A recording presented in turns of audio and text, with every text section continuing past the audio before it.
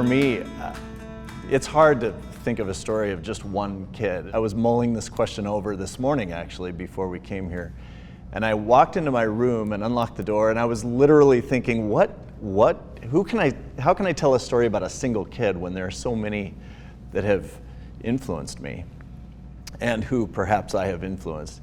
And I walk in my room, and this picture has fallen off of my cabinet and is lying on the floor. And this little bit of art was made by a student named Mara, who I had for a couple of years, who wrote, I think, a quote from Plutarch that so perfectly captures what I try to do as a teacher. So this quote, "The mind is not a vessel to be filled, but a fire to be kindled." And on the back, the student wrote, "Mr. Wishart, thanks for stoking the fire of my mind." Oh, as a teacher, how great is that?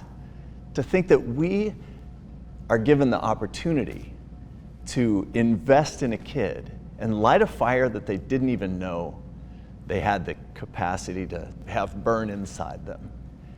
And then to be able to send them out into the world, able to light somebody else's fire, the fire of ideas and knowledge and passion. And what a cool thing, right? Well, and then a lot of times they'll come back, right? And then when they come back, then you get to find out what's going on. I can think of a particular student where we actually had a discipline issue. We had to ask this student not to be a part of a team anymore. And it was hard. I mean, it was not fun. And I can remember trying to keep in contact with the student.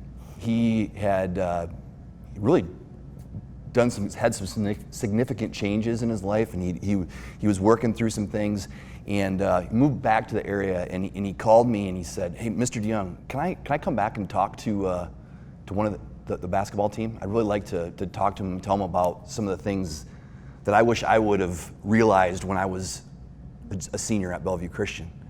And for that young man to come back 4 or 5 years after what he'd gone through, which was really difficult, for his want and desire to do that, I think it speaks volumes of the teachers, of the coaches, the people that stayed with him and spoke into his life, and then he wanted to come back and pass it on to the next group.